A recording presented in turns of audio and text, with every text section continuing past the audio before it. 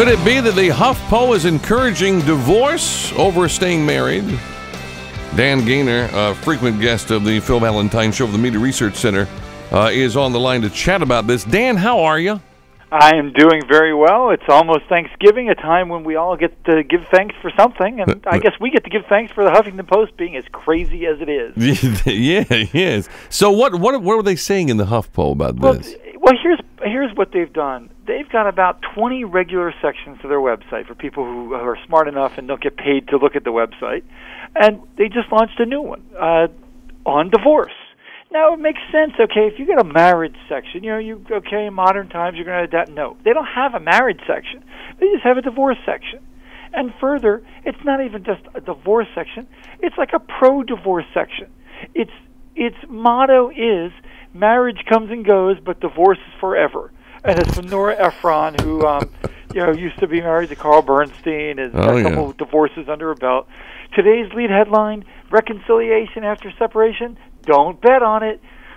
So they're encouraging people to get divorced, is what you're saying? Yeah, it's a pro-divorce website. I mean, they have other material on there, but they led off their opening day with stuff like the D word from Nora Ephron, and of course they've got these headlines, and one of my favorites is of course divorce with exclamation point. It's good for the children.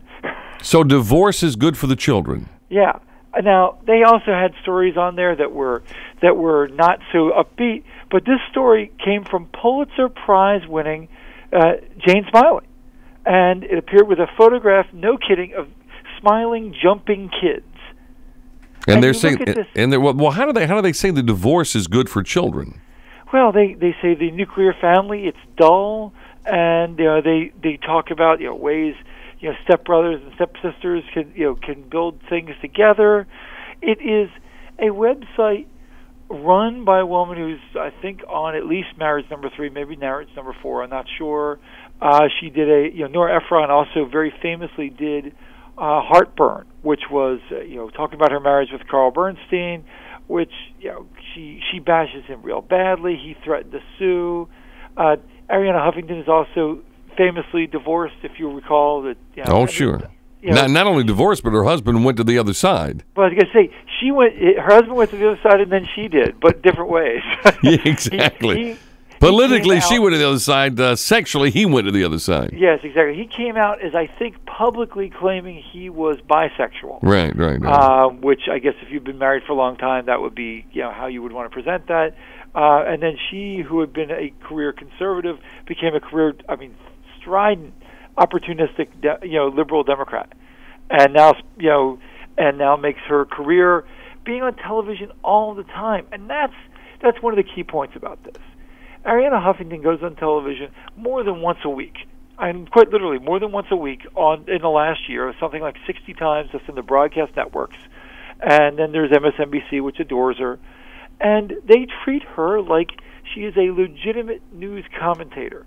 Her website has one of the seats in the coveted White House press pool. Oh, I know, it's ridiculous. And so then, this is what they're getting. When you lay down with dogs, you get up with fleas. When you lay down with the Huffington Post, this is what you get. You get a pro-divorce website that's got one of the early stories they did, and it's only been around for a little over a week now. Is Quickie Divorce Made Easy? Best spots for a quick I don't. It's nothing. You can't read it anything other than read it as this is a pro-divorce website. Well, I think that they're probably going after this market out there, though, because I was reading a Time magazine piece today. It says 40% of people in America think that marriage is obsolete. 40%. Yeah, and of course they make that as a prominent headline, but that means 60% don't. Right. So if they were simply trying to do the marketing thing, they would have something for both. Right. Yes, but they're going after a niche audience, aren't they? Yeah, they're going after. Now, maybe this is a hint about the people who read HuffPo and don't do it from our side, but read HuffPo from their side. Maybe they all are divorced. Well, look, it's a bigger niche to go after liberals these days. That's about to be a lot smaller market. So maybe they're trying to broaden it by going after people who are in favor of divorce. Yeah, and even people. I think every study I've ever seen, the people who say that the people get divorced get remarried. Right. People who, I mean, they're some of the biggest proponents of marriage because they know where they messed up. That's right. They know they want, they were believers in marriage before, and they would like to do it right. And it's, if the Huffington Post came out and said, we're going to be modern about this, we certainly want to keep the nuclear family together, keep families together, that we're going to try to advocate for that, but we understand that sometimes couples break up, and so we're going to have that part of our website too. That would make sense. They could put it right out there with, all the other stuff, books and arts and health and living, but. Well, just like churches do. I mean, many churches have divorce care and divorce counseling, but they're not encouraging it, though. Right, and that's you turn on here, you got happily ever after, Hollywood divorce versus real life divorce, and it's just, you look at it and pretty much everywhere you see it, you see they look at things from the pro-divorce standpoint. Will Prince William's marriage last? Yeah, they're already looking at that. I don't really want to say. I would, as a conservative, I would much rather see these sites, these stories that affirm marriage as something that you want to shoot for and try to get past a tough time. Right, and it doesn't always work out that way, but it should be what we should all strive for. Yeah, I mean, they have this daily aphorism, divorce aphorism of the day. This little quote. The first divorce in the world may have been a tragedy, but the 100 millionth is not necessarily one. Well, I mean, divorce is always a sad thing, and we get to a point where it's not, where people say, oh, well, okay, I'm done with this one, and let's just get a divorce. I mean, people try, and divorce is a last resort, as well as it should. But with these folks, it's a first resort. But I can tell you this, though, if I were married to Arianna Huffington, I'd be thinking about divorce, too. Well, I'll say this. For all that she is a lefty loon, and she is. She's also, she is an amazing woman. I mean, she's done she's launched a business. She's somebody that would want on your side in politics because you don't want to be fighting against her because she's smart. Right. She's loony, but she used to be very funny too. If you remember on Politically Incorrect in the '90s, I think I wish that the conservative movement had more entrepreneurs like her. But then what they would discover is the media money and the media support that she's gotten. I mean, it's all the support from Hollywood. All these people who blog, like John Cusack, will blog for her for free. Right. That would never happen to conservative websites. Well, is she still divorced? Did she ever get remarried? I don't believe so, and I think she's still. Well, that's probably it. She's bitter.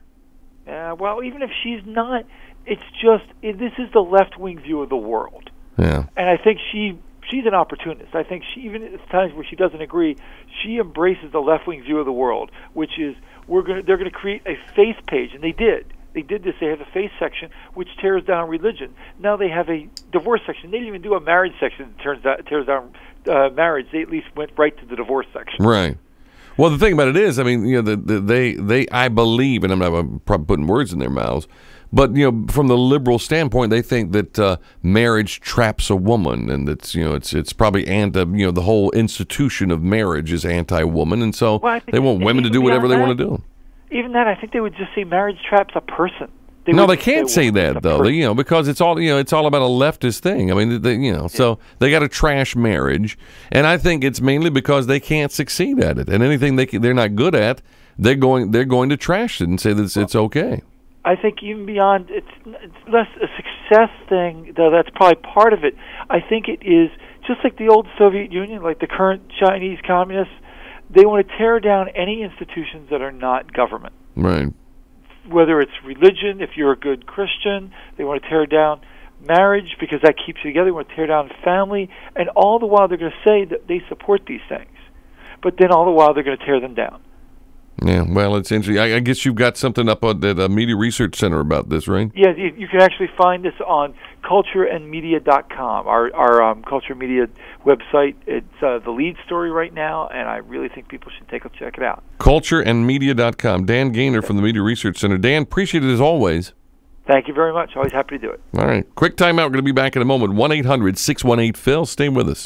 You're listening to The Phil Valentine Show. We have to exercise that